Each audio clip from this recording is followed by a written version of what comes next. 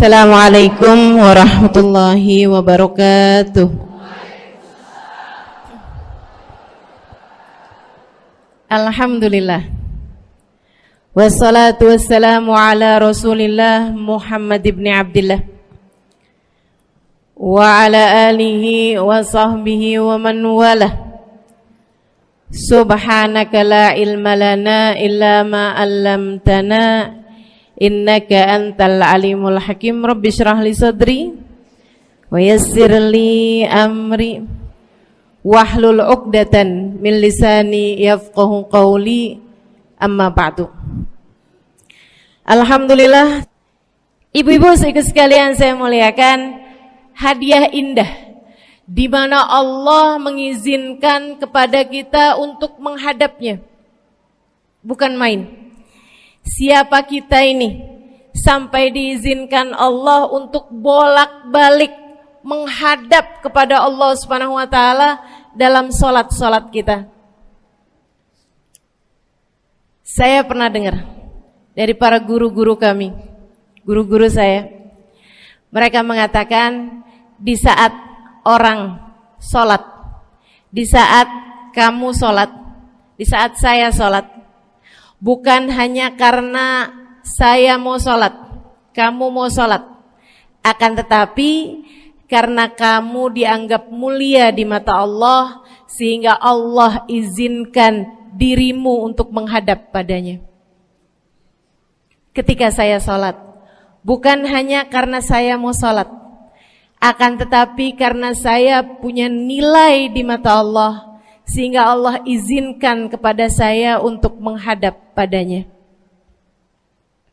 Sebaliknya, ketika kamu tidak mau sholat, bukan hanya karena kamu tidak mau sholat, akan tetapi karena kamu sudah jatuh dalam pandangan Allah, terhina dalam pandangan Allah, sehingga Allah tidak lagi mengizinkan kepadamu untuk menghadap kepadanya. Ketika seseorang tidak sholat, bukan hanya karena dia tidak mau sholat, akan tetapi karena ia sudah tidak lagi bernilai di mata Allah, sehingga Allah tidak izinkan dia untuk menghadap padanya. Teman-teman, saudariku sekalian yang saya muliakan, kalau bicara tentang sholat nih teman-teman, ada 4 tingkatan, ada 4 kelas. Untuk kamu melihat sholatmu sudah ada di kelas yang mana? Kalau saya boleh bilang kelas teratasnya nih kelas bisnis, oke lah ya. Kelas bawahnya lagi kelas atasnya kelas eksklusif ya, kelas eksekutif. Terus bawahnya lagi kelas bisnis, bawahnya lagi kelas. Tapi ada 4 kelas, bawahnya lagi kelas gerbong. Nggak naik dalam kereta nih ya. Kelas yang paling bawah kita bahas nih, kelas gerbong nih. Kayaknya naik di atasnya nih ya, gerbongnya. Teman-teman sekalian, orang yang di saat mengerjakan sholat, dia kerjakan juga, tapi merasanya sebagai beban. Ya ampun, udah maghrib aja, baru juga asar. Ya ampun, males banget dah. Ini gak ada rusuh nih, kita kan lagi jalan-jalan nih, kita kan lagi belanja nih di Tanah Abang. Itu jamaah aja gimana sholatnya? Nah ini orang-orang yang menganggap sholatnya sebagai beban, malas kalau disuruh sholat, terutamanya subuh. Terutamanya sholat subuh. Ini Allah ceritakan orang-orang yang seperti ini adalah kelompoknya orang munafik, naudzubillah. Alladzina idza qamu ila sholati qamu kusala. Orang-orang yang kalau disuruh sholat bangun juga sih, tapi malas banget.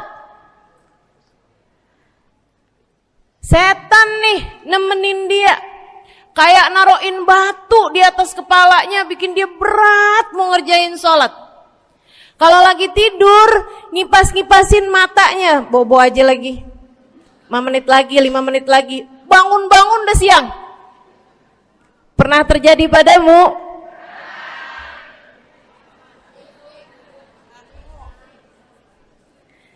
Jemur kunut.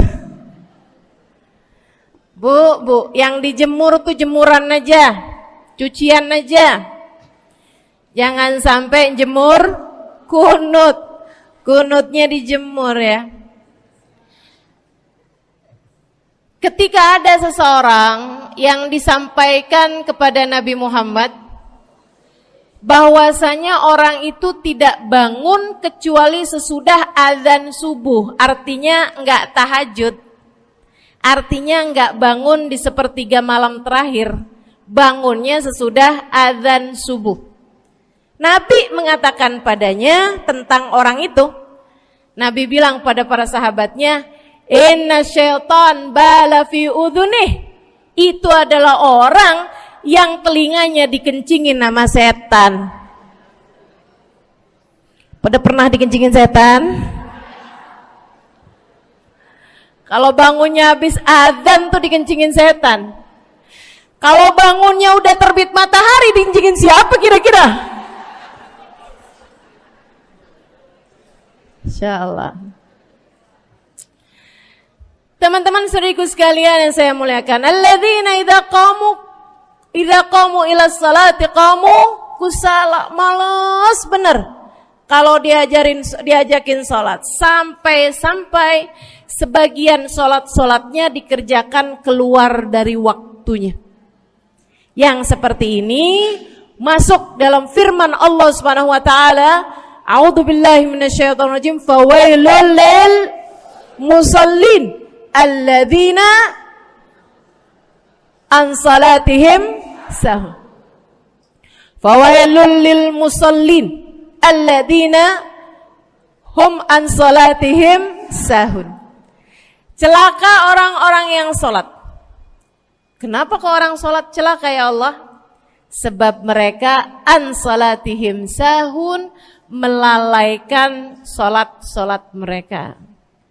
Apa maksudnya melalaikan? Imam Sayyidina Ibnu Abbas dalam salah satu tafsir beliau mengatakan alladzina yuakhiruna an waqtiha au yuqaddimuha ila ghairi waqtiha. Orang-orang yang mengakhirkan salat sampai keluar dari waktunya atau memajukannya sebelum waktunya. Mau pergi ke Tanah Abang nih, jam 11. Ntar kita ribet nih urusan sholat duhur. Dah sholatin sekarang aja. Ini orang-orang yang fawailul lil musallin. Bu, sesibuk apapun dirimu, jangan pernah ninggal sholat. Bu, lagi ngerjain perkara penting apapun kamu, jangan pernah mengakhirkan sholat. Jangan pernah mengeluarkan sholat dari waktunya. Kenapa gitu? Karena bu, sholat itu urusanmu sama Allah. Gak ada yang lebih penting daripada itu. Gak ada yang lebih penting daripada itu. Siapa yang mementingkan Allah, dia bakal dipentingin sama Allah. Siapa yang meremehkan salatnya, berarti dia telah meremehkan Allah. Siapa yang meremehkan Allah, dia akan diremehkan oleh Allah. Na'udzubillah min dzalik.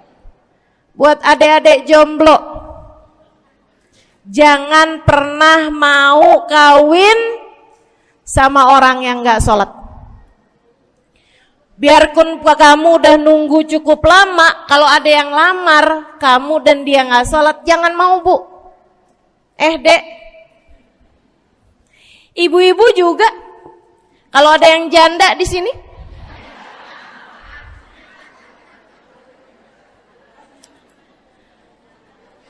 terus ada yang lamar kamu, Walaupun di garasinya ada kijang,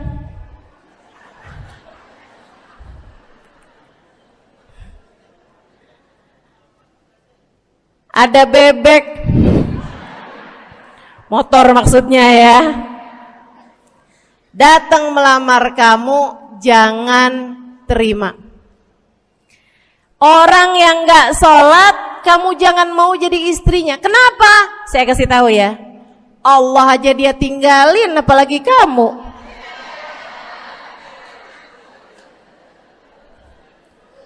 Allah aja dia tinggalin. Siapa yang tidak berguna baginya peringatan Allah, maka tidak akan berguna baginya peringatan dari siapapun. Tapi dia mencintai saya, Ustazah. Dia mencintai saya cinta mati katanya. Sekarang tungguin setahun 2 tahun, cintanya hilang, tinggal matinya. Tapi dia mencintai saya luar biasa, Ustazah. Dia tak sanggup hidup tanpa saya. Itu namanya cinta monyet. Tungguin 2 tahun, cintanya hilang, tinggal.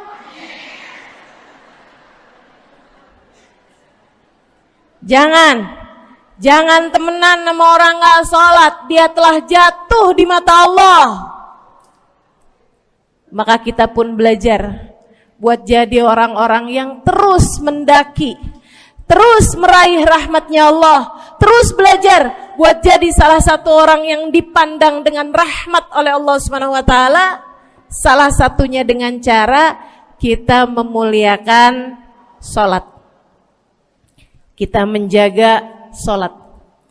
Jagain sholatnya, jangan masuk kelompok orang yang tadi itu sholatnya menjadi beban. Ini kelompok paling bawah nih. Naik ke kelas ekonomi. Tadi begitu ya? Kelas ekonomi, orang-orang yang sholatnya menjadi sebuah kewajiban. Dia kerjain, dia tahu itu wajib, dia gak akan tinggalin. Tapi sama halnya dengan kewajiban-kewajiban yang lain. Kita nih kalau mikirnya kewajiban, Bu, kalau nggak diwajibin lagi seneng. Betul nggak? Masih ada kayak beratnya gitu ngerjain sholat. Orang yang sholatnya dianggap sebagai kewajiban. Kayak anak-anak sekolah tuh, wajib pakai seragam, wajib ngerjain PR. Kalau satu hari, besok enggak wajib pakai seragam. Ada enggak ya pakai seragam? Enggak ada. Enggak ada. Enggak ada yang besoknya dia pakai seragam terus tanyain, "Kenapa kamu tetap pakai seragam?" Abisnya saya suka sama seragamnya. Enggak ada. Karena mereka menganggap pakai seragamnya adalah kewajiban. Sekolahnya sebagai kewajiban. Jadi giliran besok libur anak-anak, hore gitu. Ada orang-orang yang sholatnya dianggap sebagai kewajiban. Nggak ada yang nambah kalau kewajiban tuh. Sholat sunnah boro-boro. Sholat wajib aja kalau bisa dibikin sesingkat mungkin akan dilaksanakan dengan cara yang sesingkat-singkatnya.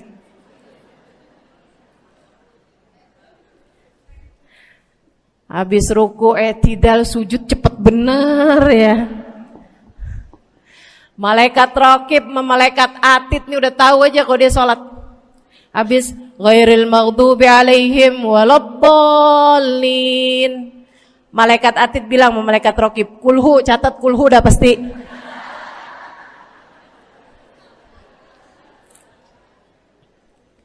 Kulhu aja gak kelar-kelar.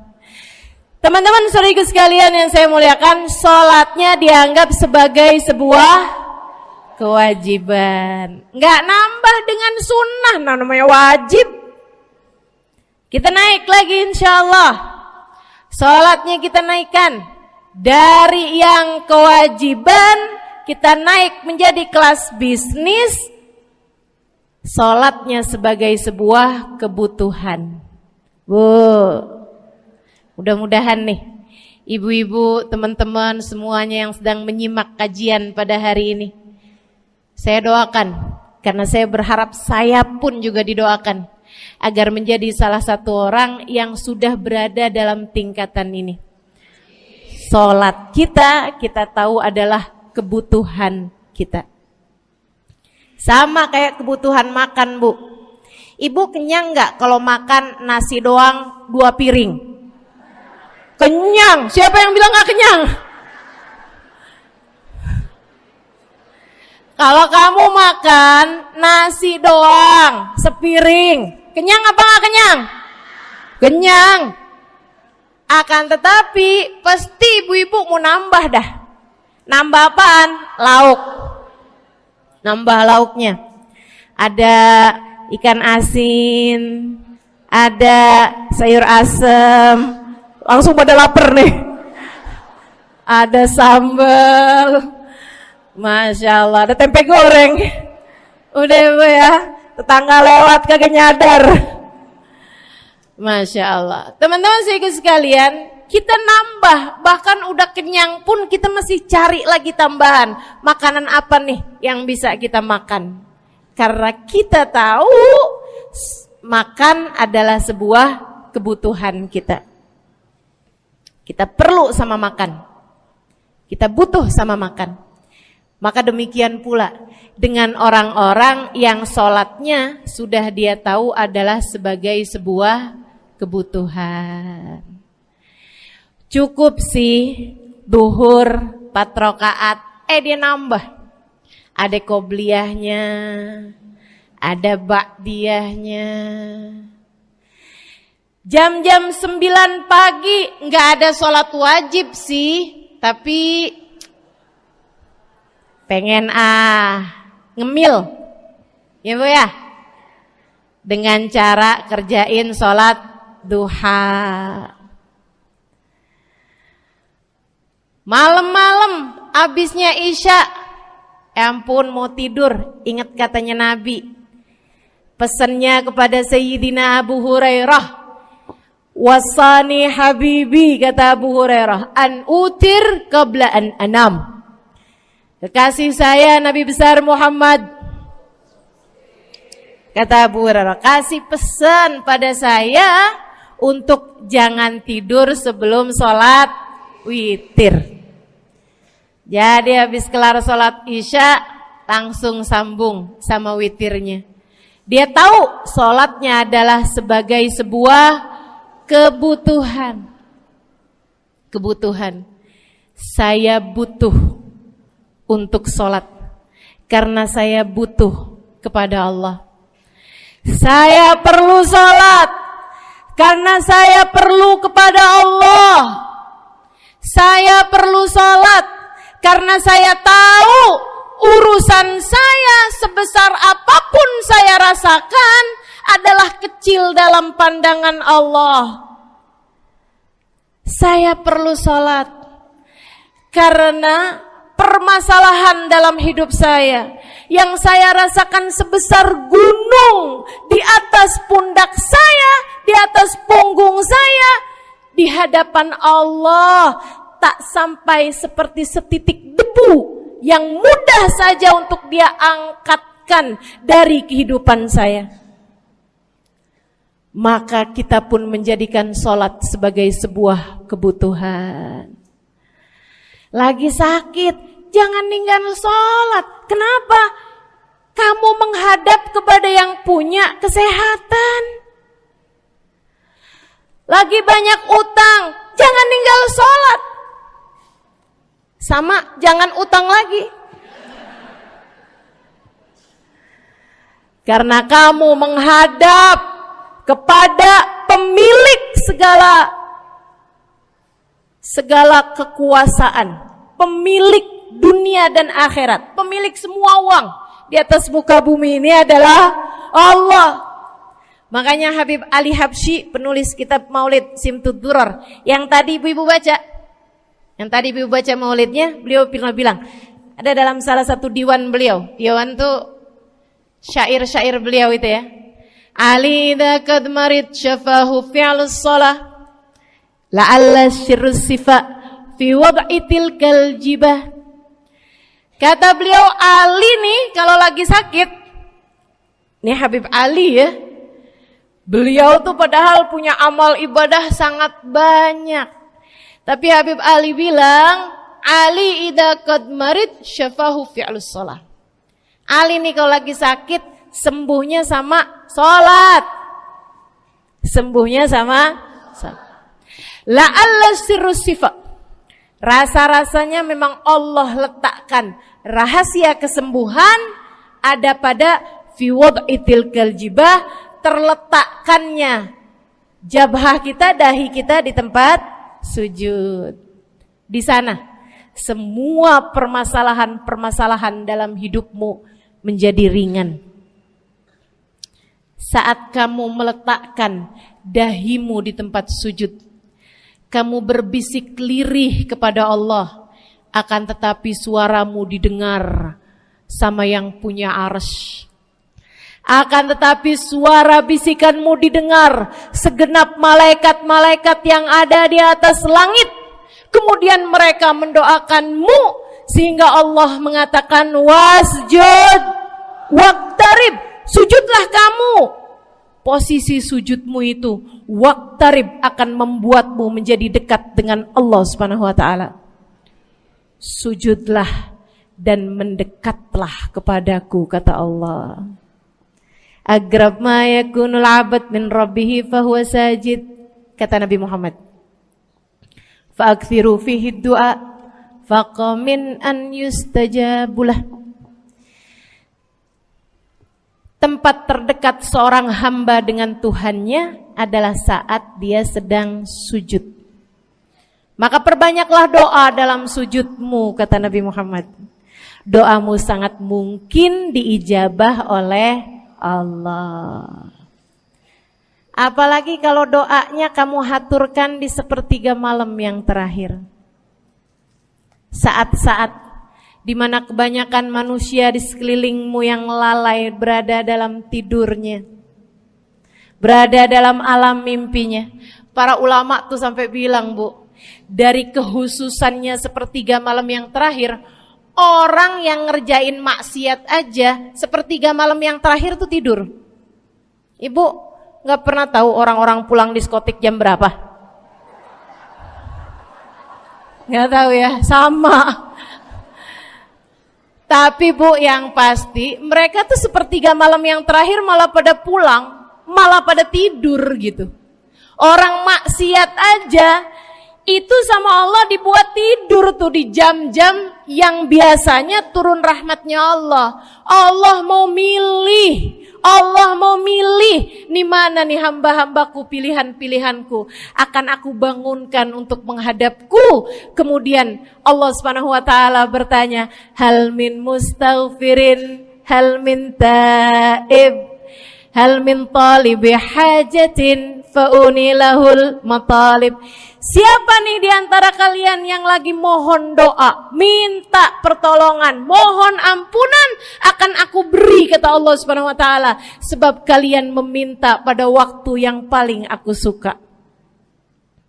Kalau punya hajat minta. Kapan mintanya? Dalam sujud. Kapan sujudnya? Dalam sholatmu di sepertiga malam yang terakhir. Bu, ngelihat muka-mukanya pada punya hajat banyak-banyak nih. Gimana tahajudnya? Mudah-mudahan Allah jadikan kita salah satu di antara mereka yang menyibukkan diri di sepertiga malam yang terakhir, insyaallah. Sampai-sampai Bu ya, saya tinggal lama di kota Hadramut dulu. Orang-orang di Hadramut, orang awamnya, itu kalau mereka punya anak kecil umur 1 tahun, 2 tahun, 3 tahun tuh, punya anak bayi, balita gitu. Kalau mereka bangun di sepertiga malam yang terakhir, mereka akan membangunkan anak-anaknya walaupun buat main.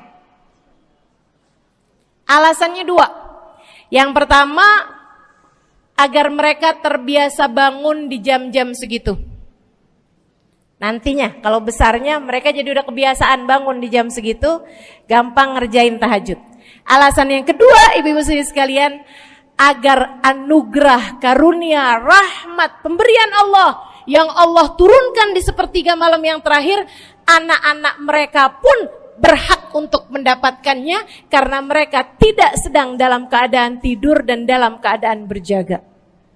Kan kebalik sama orang kita. Anak-anak kita, cucu-cucu kita kalau bangun jam segitu kita tidurin lagi. Masih malam nak, masih malam. Mama masih ngantuk nak.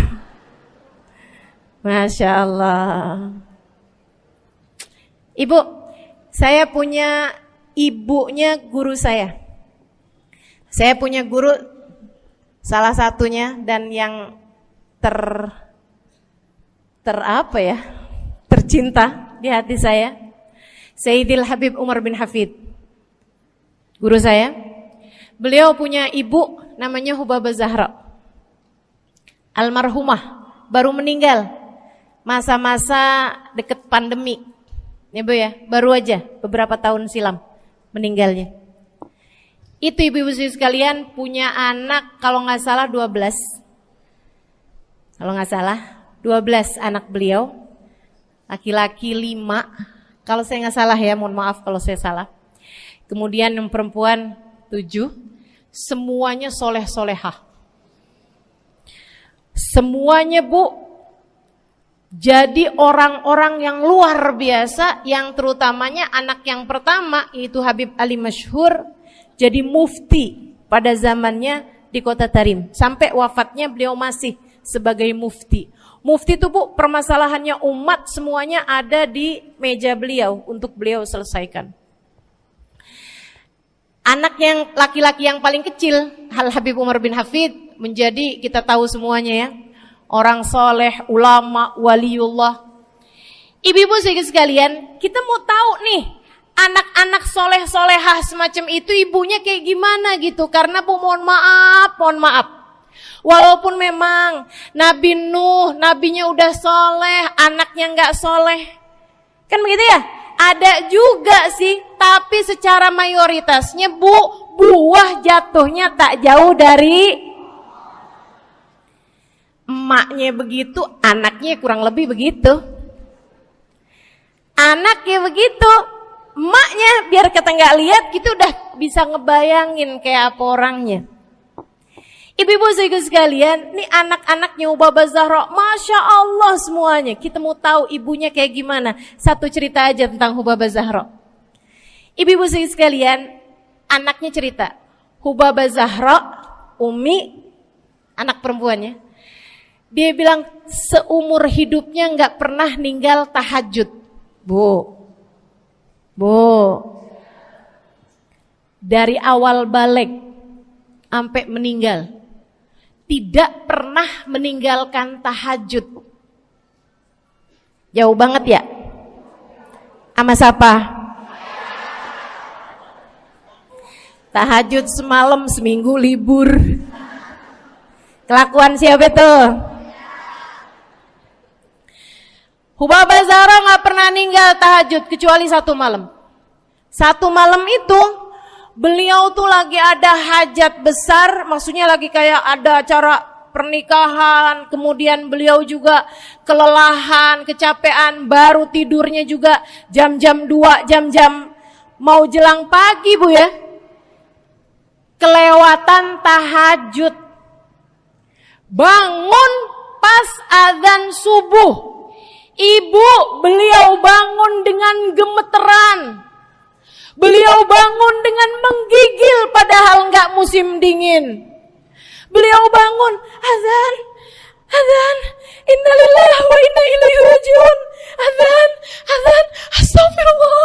astagfirullah, ya Allah, astagfirullah, azan, ya Allah, ampuni Zahra ya Allah, ampuni Zahra ya Allah.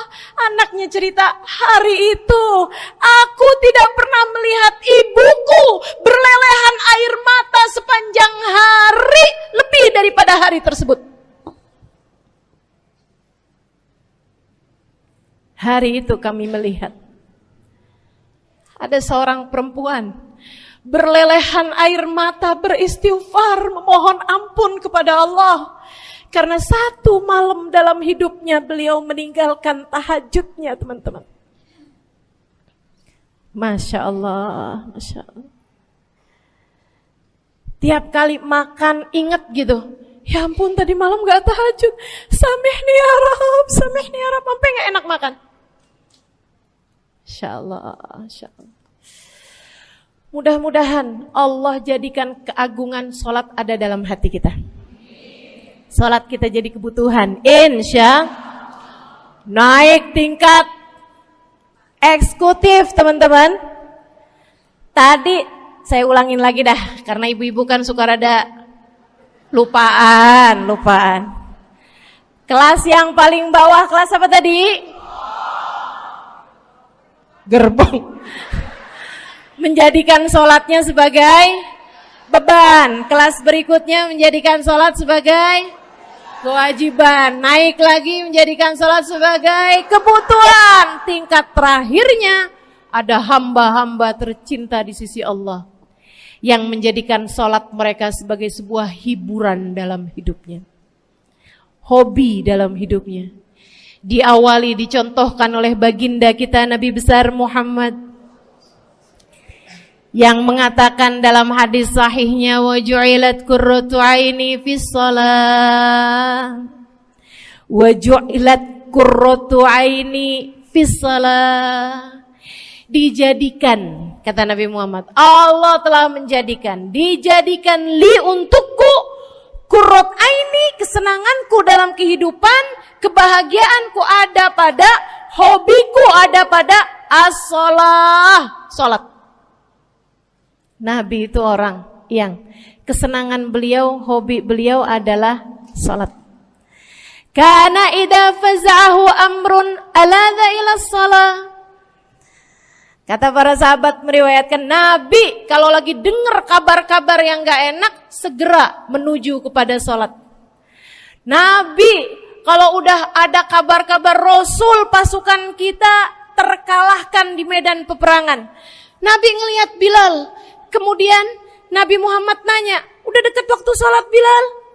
Sebentar lagi Rasul, arihni bihaya Bilal, arihni bihaya Bilal. Yuk Bilal, sampaikan diri saya Bilal, tolong hibur diri saya Bilal. Segera azan dan kita akan sholat bersama-sama wahai Bilal. Kesenangan beliau, hobi beliau dalam sholat, dalam hidup adalah sholat. Teman-teman saya sekalian, bukan hanya Nabi Muhammad, tapi para sahabat-sahabat Nabi Muhammad, tapi para tabi'in, para tabi'it tabi'in. Saudaraku sekalian saya muliakan, Sayyidina Umar bin Khattab alaihi ridwanullah, kana idza ja'ahu hal, apabila beliau dalam keadaan hatinya lagi khusyuk, hatinya lagi nyambung banget sama Allah Subhanahu wa taala, kalau mau salat sunnah manggil orang. Beliau sholat dalam masjid, ada orang mau sholat sunnah, ada orang lagi baca Quran dipanggil sama beliau. Kamu saya bayar ya, kamu duduk sebelah sini saya nih, baca Qurannya deketan saya sini, kamu saya bayar. Buat apaan wahai Sayyidina Umar? Buat negur saya, ngingetin saya lagi sholat nih. Oh gak usah dibayar Tuan. Yaudah kalau gitu kamu duduknya sebelah sini ya. Tugas saya apa Tuan? Kalau kamu lihat saya sholat berdirinya kelamaan, ingetin saya buat ruku. Kalau kamu lihat ruku saya kelamaan gak bangun-bangun, ingetin saya buat bangun. Kalau kamu lihat sujud saya kelamaan, ingetin saya buat duduk. Karena saya sekarang ini kalau lagi berdiri baca Al-Quran, lupa buat ruku. Dari nikmatnya bacaan Quran beliau. Baik Tuhan, sholat, baca Fatihah, habis itu baca Quran. Surat Al-Quran, dapat selesai satu, kok masih enak, baca lagi, masih enak lagi, baca lagi. Yang sebelah beneran nih gak ruku-ruku. Beliau berdiri kemudian bilang, Tuan ruku, gak kedengeran. Beliau berdiri deketin telinganya, Tuan ruku, belum kedengeran juga. Ruku, Allahu Akbar. Sayyidina Umar bin Khattab. Tabi'in, Sayyidina Ali Zainal Abidin. Pernah lagi sholat, rumahnya kebakaran, teman-teman. Sholat sunnah di waktu malam, rumahnya kebakaran. Orang-orang pada teriak-teriak, Tuan Harik, nar, ya ibn binti Rasulillah, wahai anak dari cucunya Nabi Muhammad. Tuan, ada api di sekitarmu. Tuan, kebakaran. Tuan, kebakaran. Allahu Akbar. Sami Allahu liman hamidah. Enggak lihat apa-apa. Habis selesai sholat baru lihat, kebakaran nih rupanya. Orang-orang pada bilang, kami sudah mengingatkanmu Tuan. Apa jawab beliau? Al-hadni an-narul kubro. Di depan saya ada api yang jauh lebih besar, api neraka. Saya nggak lihat api sekecil ini. Masya Allah. Saudaraku sekalian yang saya muliakan, para ulama Allah Subhanahu Wa Taala. Terakhir saya mau ceritakan Sayyidil Habib Abu Bakar As-Sakran, penulis Wirid Sakran. Kalau teman-teman pernah tahu, beliau saudaraku sekalian saya muliakan dapat julukan As-Sakran, orang yang mabuk. Karena mabuk kepada Allah Subhanahu Wa Taala. Beliau pernah satu waktu kena penyakit di punggungnya. Beliau kemudian tanya sama dokter, kata dokter, wah ini nih penyakit mesti diangkat, mesti dioperasi. Ya udahlah, operasiin saya. Disuguhin 1 gelas khamr di waktu yang telah ditetapkan untuk jadi waktu operasi. Apa ini? Khamr, minuman keras. Zaman itu belum ada obat bius. Dia bilang, ini buat apa? Khamr ini Tuan, minuman keras ya, agar engkau enggak sadar. Jadi enak gitu kita ngoperasinya. Dia bilang, saya mau dengan kesehatan saya kepengen ngerjain taat kepada Allah, saya enggak mau. Saya dapetin kesehatan saya dengan cara mengerjakan yang diharamkan Allah, yaitu minuman keras. Saya enggak perlu ini. Waduh, kalau gitu enggak bisa dioperasi Tuan. Kenapa soalnya? Ya nanti kan kesakitan, nanti susah operasinya gitu. Oh gampang. Kalau kalian pengen bikin saya enggak sadar, enggak perlu minuman keras. Terus gimana? Operasikan kalau saya sedang sholat. Maka mulailah, dokter-dokter udah pada siap. Beliau lagi sholat sunnah ya Bu ya. Allahu Akbar gitu. Mulai dokter buka baju belakangnya. Mulai Bu digunting kulitnya, digergaji tulangnya. Beliau Bu mukanya meringis saja enggak. Beliau ruku, dokternya ikutan nungging. Beliau sujud, dokternya ikutan menunduk juga. Beliau sholat nikmat banget. Sampai beliau selesai dari sholat, beliau nanya sama dokter-dokternya, kenapa gak nurut tadi tuh waktu saya sholat mestinya operasi. Kata dokter, udah selesai Bib dari tadi. Masya Allah. Radiyallahu ta'ala anhum wardahum. Ini bukan kelas-kelas kita, saya cuma ceritain aja sama ibu-ibu. Bukan berarti ibu-ibu nanti pas waktu sakit bilang sama dokter-dokter gak usah dibius. Beda hati Bu, beda hati. Ibu ya, beda iman, beda semuanya kita sama mereka. Yang pasti, makanya saya kan yang ini gak doa nih. Pas yang kebutuhan tuh baru saya doa. Kenapa? Karena kayaknya tingkatan kita dah Bu ya. Mentok dah, sampai kebutuhan itu dah. Insyaallah, mudah-mudahan Allah jadikan kita orang yang menjaga salat insyaallah. Rabbi jalni muqimas salah wa min dzurriyyati amin. Rabbi jalni muqimas salah wa min dzurriyyati amin. Rabbi jalna muqimis salah wa min dzurriyyatina rabbana wa taqabbal du'a. Ala hadhihi niyyah bikun niyyah salihah ila hadratin nabi al-fatihah. Syaitanir rajim. Bismillahirrahmanirrahim. Alhamdulillahirabbil alamin. Ar-Rahmanir-Rahim, Maliki Yaumiddin, Iyyaka na'budu wa iyyaka nasta'in. Ihdinas siratal mustaqim, siratal ladzina an'amta 'alaihim, ghairil maghdubi 'alaihim waladdallin. Amin. Taqabbalallahu minna wa minkum, taqabbal ya karim. Sama-sama kita hormati, kita sayangi segenap keluarga besar dari Majelis Ta'lim Raudhatul Aliyah di bawah pimpinan Ibu Ayu Komaladewi Kita doakan semoga beliau beserta segenap keluarganya senantiasa dalam limpahan rahmat ridha Allah Subhanahu wa taala. Juga kita doakan Ustazah Nabilah Al-Haddad sebagai pengasuh di majelis ta'lim ini, sebagai pimpinan di majelis ta'lim ini, Bu Ayu dan Ustazah Nabilah sekeluarga semuanya insyaallah senantiasa dalam pandangan kasih sayang Allah SWT. Panjangkan umurnya, disehatkan badannya, dimudahkan urusannya, kabulkan hajatnya, semakin dicinta Allah SWT dan Rasulnya.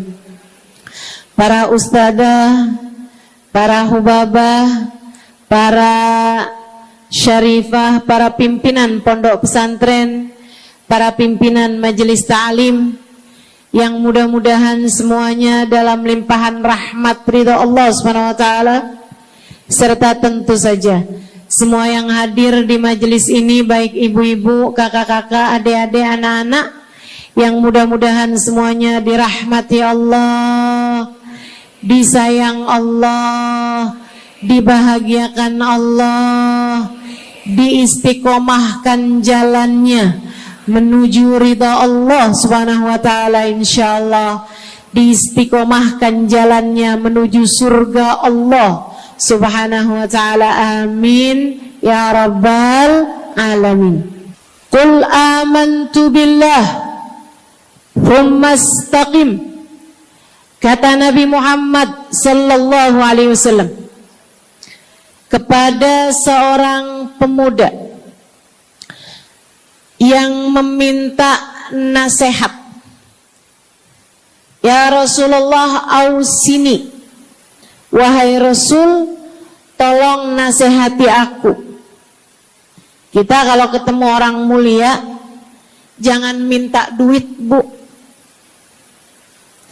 Kita kalau datang ketemu sama orang-orang yang kita tahu doanya mustajab, sangat soleh, hidupnya baik, apalagi jika dia adalah kekasih Allah Subhanahu wa taala. Kamu kalau berjumpa dengan ulama, jangan minta sesuatu yang duniawi. Tirulah para sahabat ketika berjumpa dengan Nabi Muhammad. Biasanya mereka meminta satu dari dua hal. Yang pertama, mereka minta doa. Ida'ili ya Rasulullah, doakan aku wahai Rasul. Ibu juga gitu.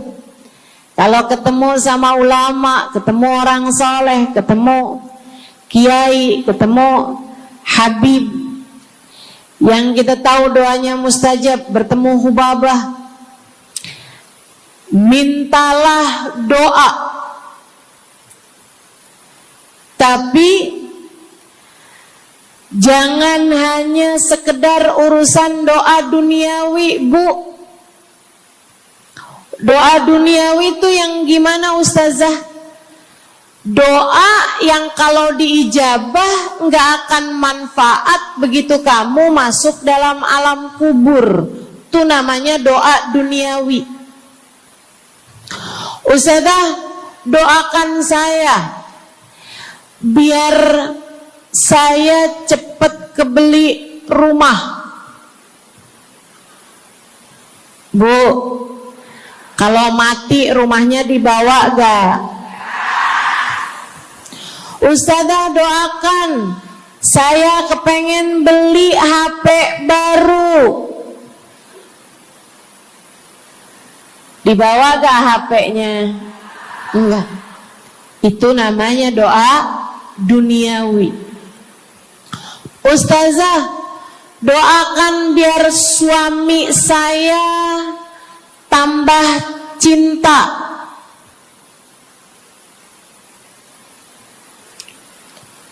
Kalau mati suaminya dibawa gak Bu? Walaupun kamu mau, dia gak bakalan mau Bu. Sesuatu yang sifatnya duniawi. Ustazah, doakan biar anak saya soleh. Duniawi apa bukan? Bukan. Sebab kesolehan anak akan jadi tambahan bekal bagimu ketika kamu masuk dalam alam kubur. Jadi nggak boleh nih ustazah doa urusan duniawi atau minta didoakan urusan-urusan duniawi. Boleh, tapi jangan cuma itu. Nanti takutnya kamu nyesel. Kalau selama di dunia kamu doanya hanya untuk urusan dunia, takutnya begitu masuk dalam kuburan sudah tidak ada lagi doa yang akan Allah ijabah untukmu ketika kamu ada dalam alam kubur nanti. Sayang. Jadi kalau doa, prioritaskan urusan akhirat. Insya saya berasa banget jadi orang yang sering dimintain doa sekaligus juga sering minta doa. Saya kalau ketemu orang saleh, ketemu habaib, ketemu hubabah, saya akan minta doa, nggak pernah minta duit saya. Ida'ili ya hubabah, ida'ili ya habib. Serius sekalian, sebagai orang yang sering juga dimintain doa, ustazah doakan saya. Banyak tuh. Saya merasakan perbedaannya saat saya ada di Tarim sama ketika saya sudah pulang dan kembali ke negeri ini. Waktu saya di Tarim, orang kalau minta doa sama saya, usik berdoa, tolong ya doain saya. Saya suka tanya, doa apa? Selalu aja, hampir semuanya mengatakan hal yang sama. Ida'ili bihusnil khatimah. Doakan saya biar husnul khatimah. Begitu nyampe ke Indonesia, kalau ada orang bilang ustazah doain saya, biasanya lanjut tuh doanya, minta apa langsung dibilang, nggak pakai tanya. Ustazah doain saya biar utang cepat lunas. Ustazah doain saya biar cepat dapat jodoh. Ustazah doain saya biar jadi orang kaya. Ustazah doain saya biar suami nggak mendua. Ya Allah, ternyata kebanyakan orang kita kalau minta doa seringnya urusan duniawi. Bukan berarti nggak boleh, boleh aja sih. Cuman takutnya begitu kamu mati nyesel kalau semua doamu selama ini adalah sesuatu yang tidak ikut kamu bawa ketika kamu mati. Kalau kita lihat para sahabat ketika mereka berjumpa dengan Nabi Muhammad, selalu saja banyak di antara mereka yang minta doa. Nabi pernah tanya, doanya apa? Macem-macem jawaban para sahabat. Ada yang begini, Harithah menjawab, ida'ili an yarzuqani Allah asyhada fi sabilih. Rasul, doakan saya biar saya dikaruniai mati syahid di jalan Allah. Ada lagi yang lain doanya, ya Rasulullah, id'ili an yarzuqani Allah murafaqatan bika ya Rasulullah. Doakan biar saya nanti di masa sesudah kematian saya, di masa akhirat nanti bisa mendampingimu wahai Rasulullah, bisa berjumpa denganmu wahai Rasul, bisa ada dalam rombonganmu wahai Rasulullah. Doa-doa yang sangat ukhrawi, doa-doa yang sangat akhirat, karena mereka sudah faham tujuan hidup sesungguhnya adalah mencari ridha Allah Subhanahu wa ta'ala. Tujuan hidup sesungguhnya adalah bergerak menuju surga Allah Subhanahu wa ta'ala.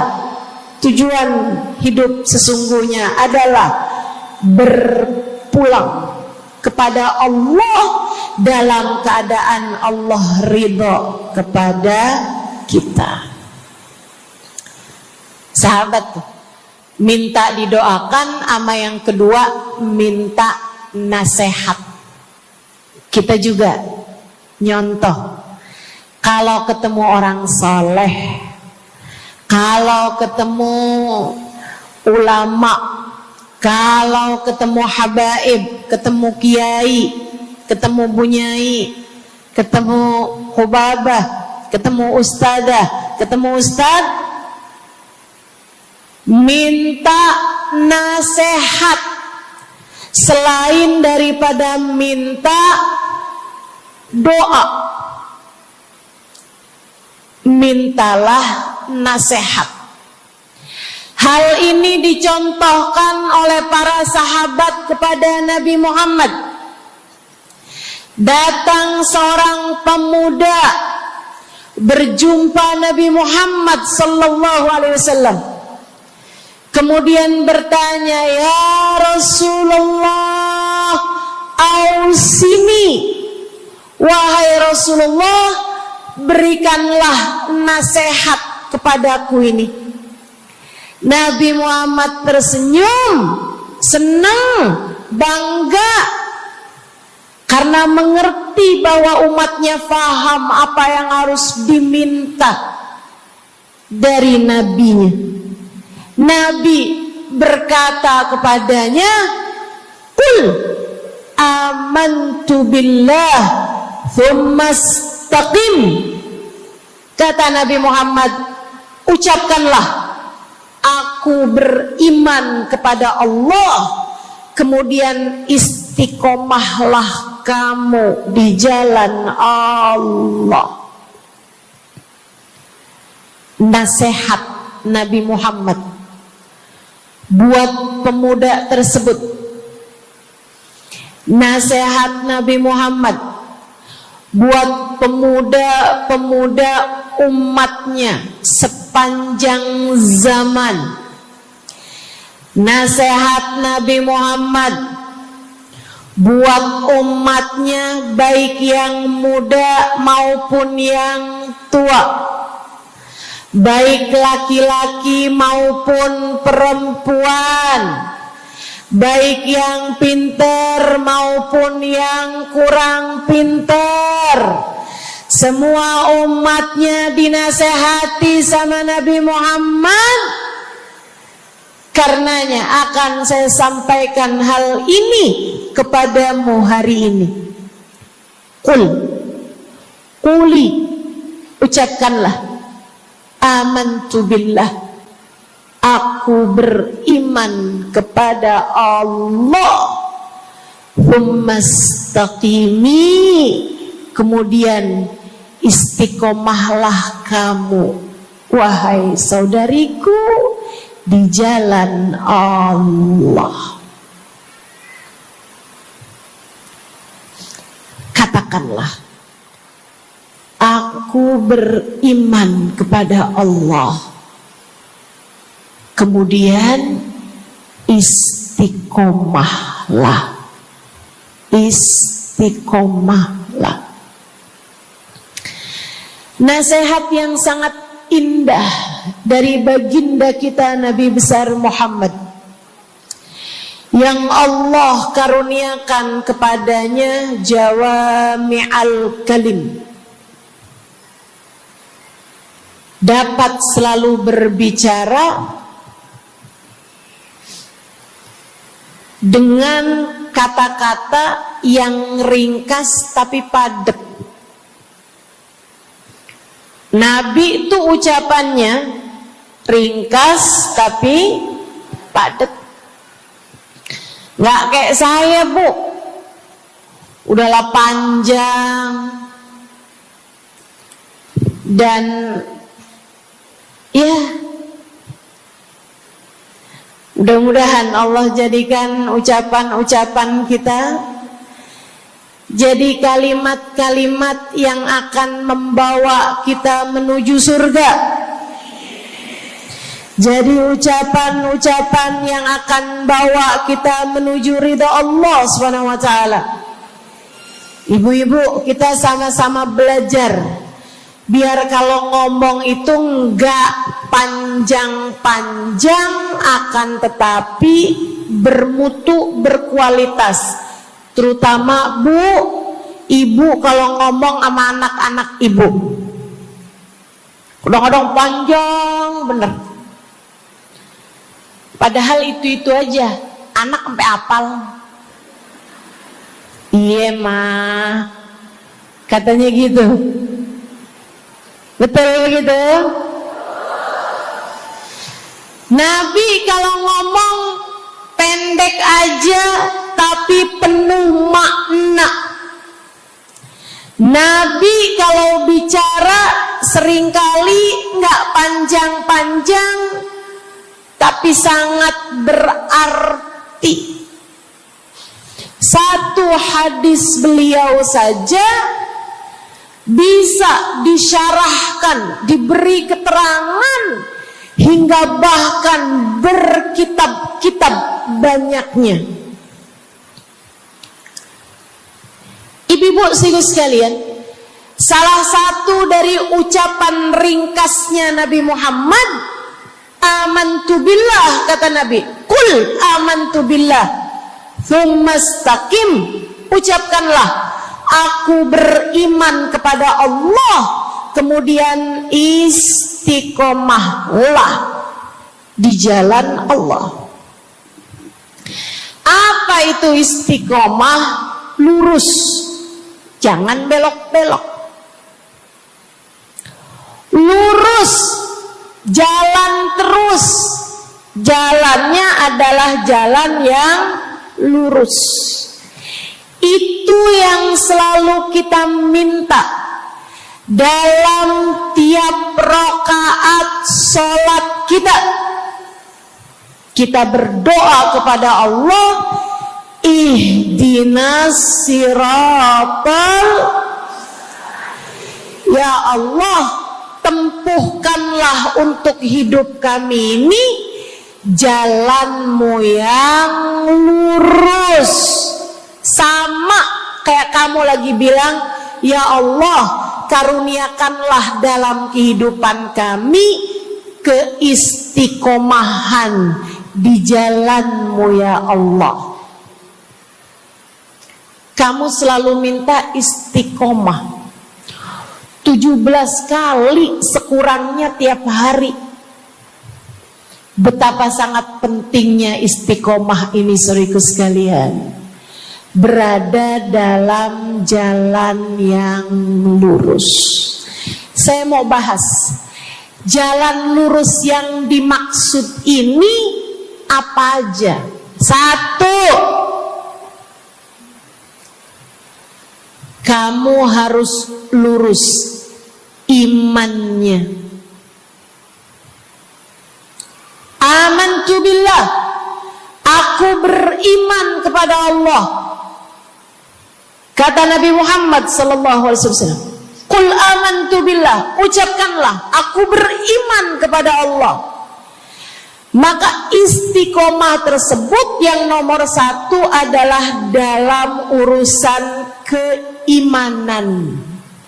Bu, Kak, Dek, Nak, yang lurus imanmu. Iman yang lurus tuh yang gimana, Ustazah? Iman yang lurus adalah memahami 2 kalimat syahadat yang menjadi pintu gerbang keimananmu. Orang kalau masuk Islam, dia jadi orang yang beriman, dia mengucapkan kalimat syahadat. Apa itu? La ilaha illallah. Yang pertama. Yang kedua, Muhammad Rasulullah. Tidak ada Tuhan selain Allah. Itu harus kamu miliki dalam hatimu secara lurus, istiqomah. Gak ada Tuhan selain Allah. Jangan hari ini Tuhannya Allah, besoknya Tuhannya duit. Apapun aja yang disuruh sama duit, yang ada duitnya, yang haram-haram pun diterjang. Lah kenapa begitu? Saudaraku sekalian, Qul amantu billah, ucapkan, aku beriman kepada Allah, aku faham arti la ilaha illallah. Tidak ada Tuhan selain Allah. Tidak ada yang mengatur kehidupan selain Allah. Tidak ada yang memberi rezeki selain Allah. Maka berimanlah kepada Allah. Kalau ada istri bilang sama suaminya, kalau kamu nanti pulang bawa duit, ahlan wa sahlan, selamat datang. Tapi kalau kamu pulang nanti nggak bawa duit, silakan tidur di luar.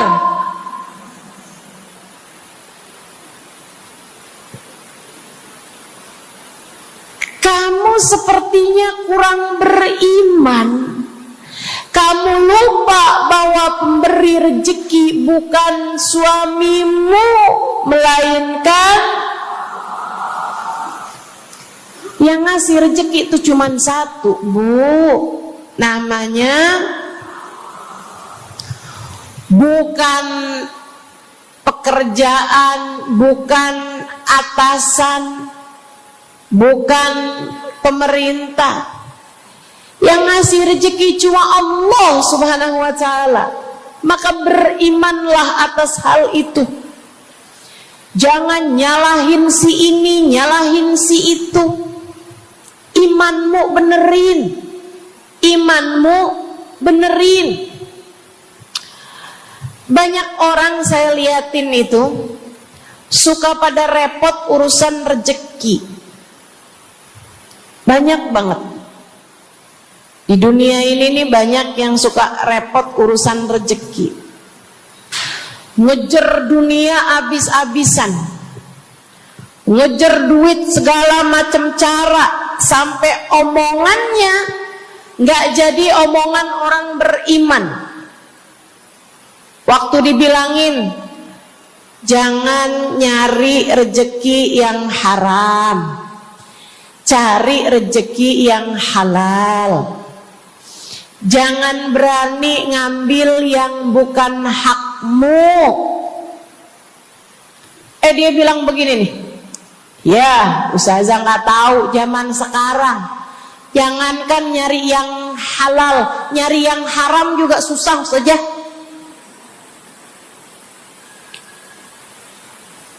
Itu omongan orang nggak beriman. Kamu mesti ngerti dulu, kalau yang kamu minta adalah urusan rezeki, dengerin. Kalau yang kamu minta urusan rezeki, kamu harus datang kepada alamatnya. Yang sering kali membuat kamu setengah mati urusan rezekimu, sampai mau-maunya menghinakan diri, minta-minta sama orang, berharap dari orang. Seorang ibu berharap dari anaknya, seorang istri berharap dari suaminya.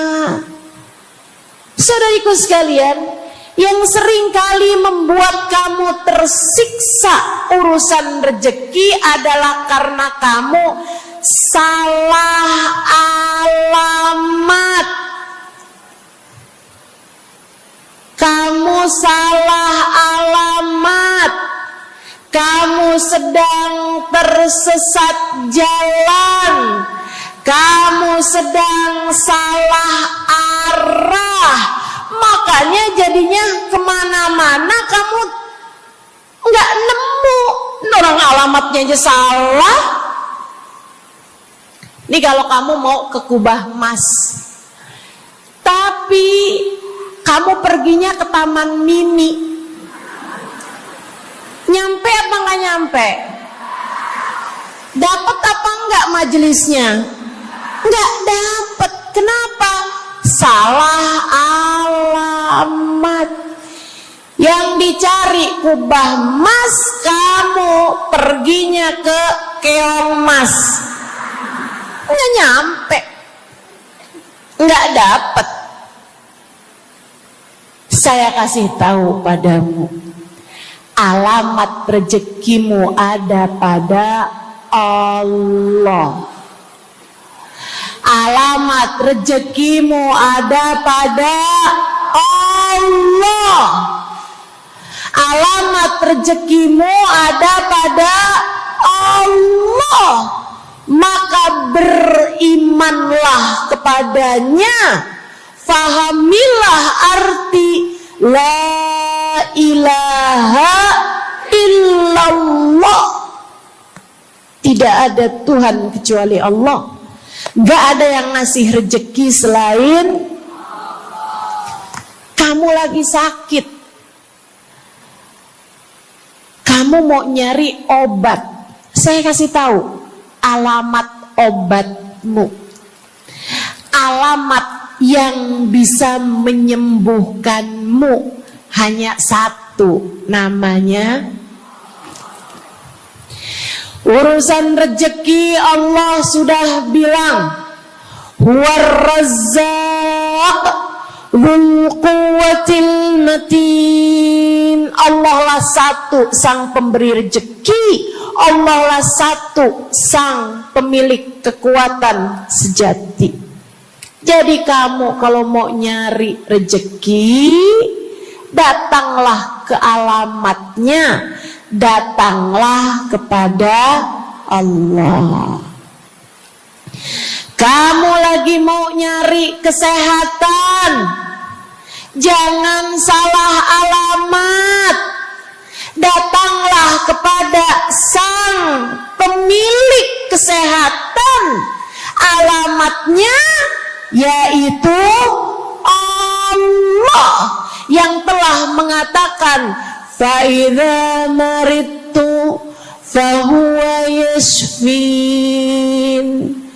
Katanya Nabi Allah Ibrahim, apabila saya sakit, maka hanya Allah lah yang maha menyembuhkan. Berarti nggak boleh pergi ke dokter gitu Ustazah? Silahkan pergi ke dokter, pergi ke apotik, datang kepada orang yang doanya mustajab, minta didoakan. Tapi semua hanyalah sebab, semua hanyalah wasilah. Sang penyembuh sejati adalah Allah. Saudariku sekalian yang saya muliakan, kalau kamu merasa saya lemah Ustazah, gak punya kekuatan, kalau kamu merasa saya bodoh Ustazah, saya tidak mengerti di mana alamat ilmu, di mana alamat pengetahuan. Bu, Kak, Nak, anak-anak nih yang masih lagi belajar di pondok pesantren, yang masih lagi belajar di mana-mana, saya kasih tahu padamu, alamat ilmu ada pada Zat yang Maha Satu, namanya Allamal insana malam ya'lam. Allah lah yang mengajari manusia apa yang tidak dia ketahui. Pengen dapat ilmu, datanglah kepada Allah. Pengen punya kekuatan, datanglah kepada Allah.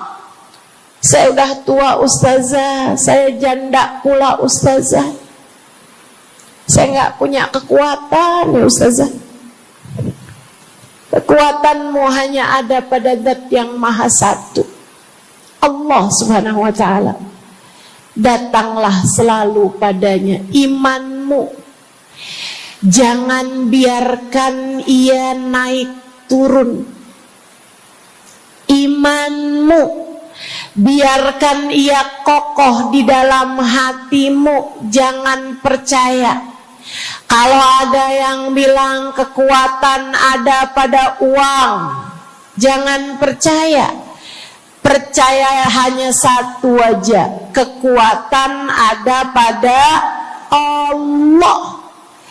Jangan percaya orang bilang kekuatan ada pada kecantikan.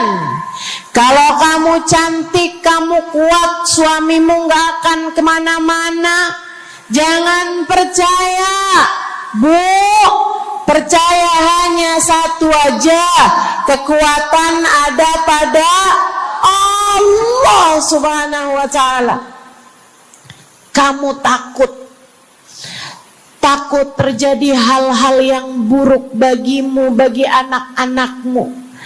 Kamu kepengen ada yang jaga. Ibu, gak usah pusing-pusing mau nyari bodyguard, gak usah pusing-pusing mau sewa security, pengamanan.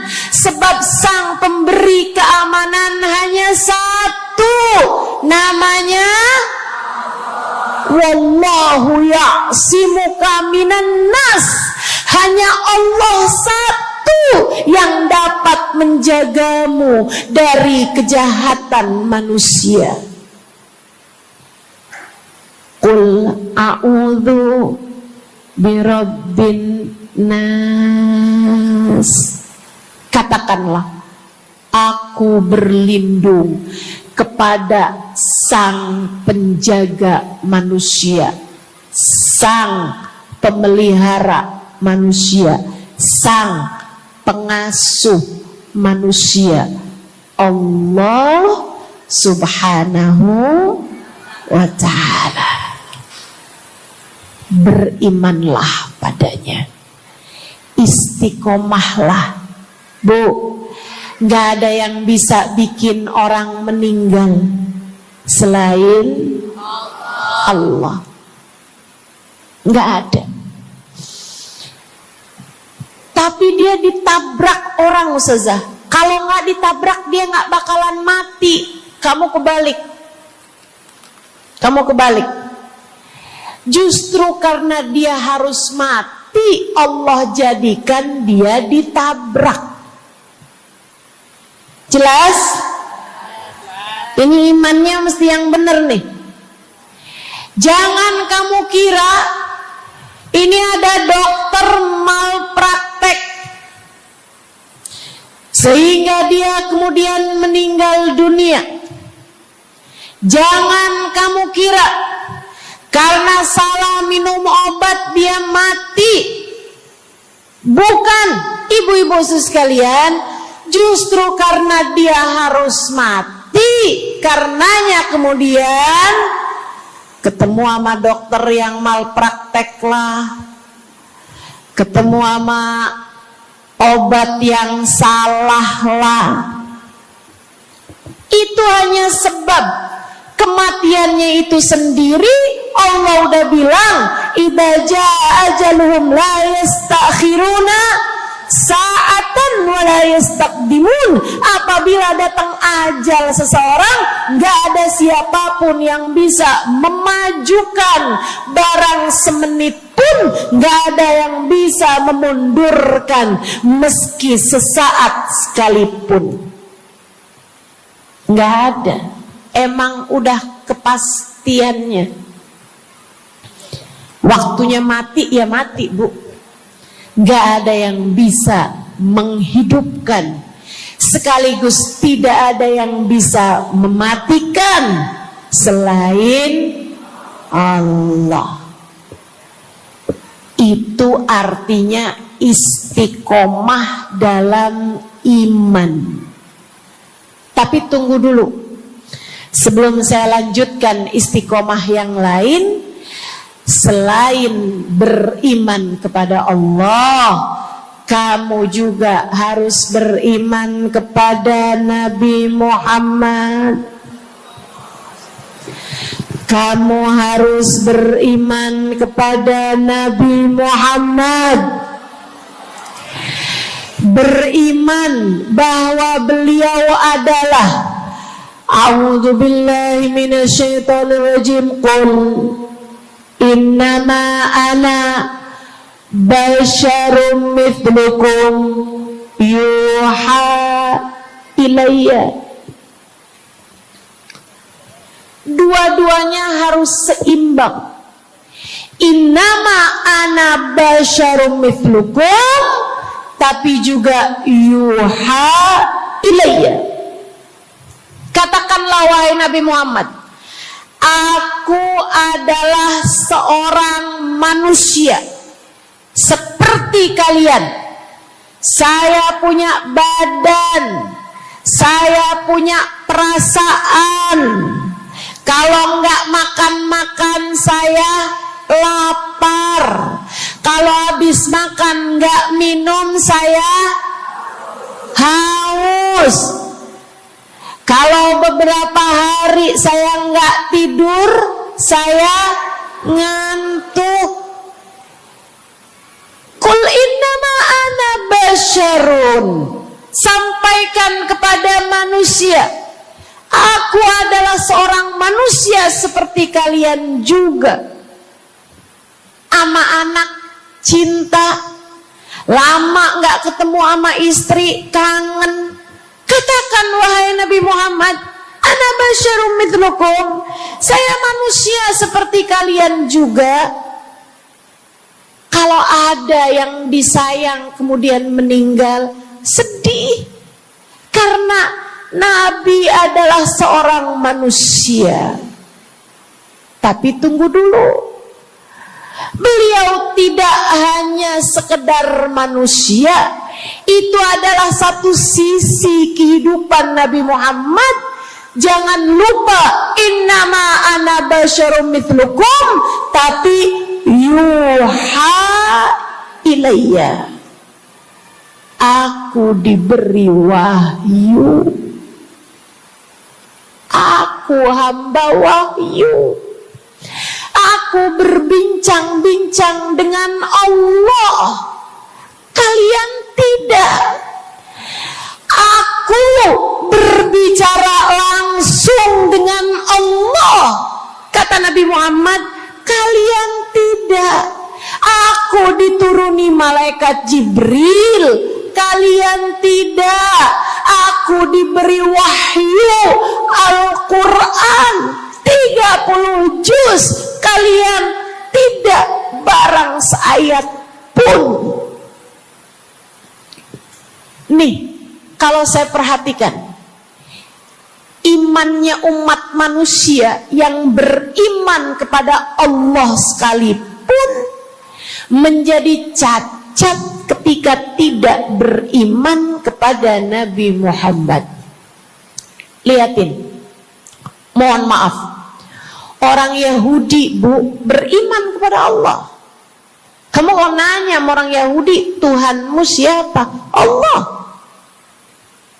Tapi mereka enggak beriman kepada Nabi Muhammad. Apakah mereka disebut orang yang beriman? Tidak.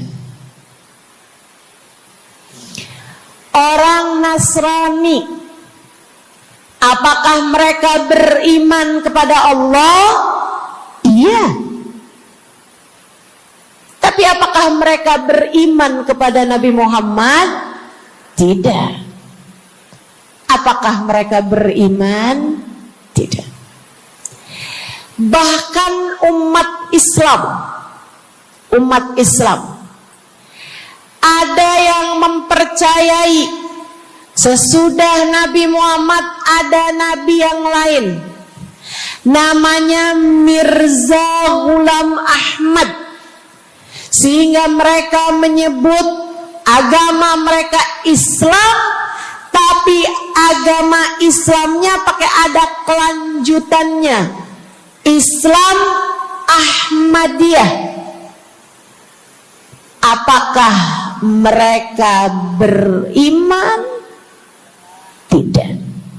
Sebab syarat iman selain la ilaha illallah juga ada Muhammad Rasulullah. Bahkan Bu, ada banyak di antara kita orang-orang yang iman kepada Allah luar biasa, tapi kalau urusan kepada Nabi Muhammad, kalau lagi diceritain Isra Mi'raj, dia bilang Nabi Muhammad tuh gak usahlah segitu amat diperayakan Isra Mi'rajnya. Nabi Muhammad tuh Isra Mi'raj cuman sekedar ruhnya aja, badannya nggak pakai Isra Mi'raj. Jadi Nabi itu orang ngelihatnya kayak tidur aja, ruhnya aja yang melayang-layang. Isra Mi'raj bener, tapi ruhnya aja, badannya nggak pakai pergi. Jadi kalian nggak usah berlebih-lebihan sama Isra Mi'raj. Oh kenapa gitu?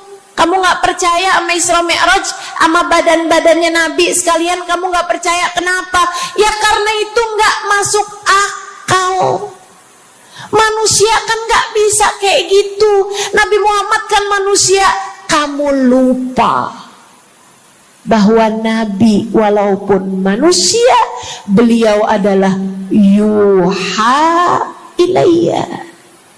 Beliau adalah hamba wahyu. Ketika diceritakan tentang mukjizatnya Nabi Muhammad yang bisa memperbanyak makanan, bahkan ada ghazal, ada rusa yang berbicara dengan Nabi Muhammad, ada unta yang sujud kepada Nabi Muhammad, ada pohon yang datang kepada Nabi Muhammad dengan mencabut akarnya, kemudian berjalan dengan akarnya menuju Nabi Muhammad. Ketika dipanggil, kemudian sujud pohon tersebut kepada Nabi Muhammad sallallahu alaihi wasallam dan bertanya, "Mengapa engkau memanggilku wahai Nabi?" Dia nggak percaya, nggak masuk di akal. Itu hanyalah dongeng. Kita bilang tapi hadisnya sahih, riwayatnya Ibnu Mas'ud yang menceritakan hal itu, hingga bahkan Sahibul Burdah menuliskannya. Katanya Sahibul Burdah Imamul Busiri, ja'at lidakwatihil asjaru sajibatan tamshi ilaihi ala saqin bila qadami. Datang ketika dipanggil sama Nabi Muhammad pepohonan. Mereka datang dengan, mereka berjalan dengan akar-akar mereka, kemudian sujud di hadapan Nabi Muhammad. Ini tentang iman. Mereka nggak percaya. Mereka ngakunya paling beriman.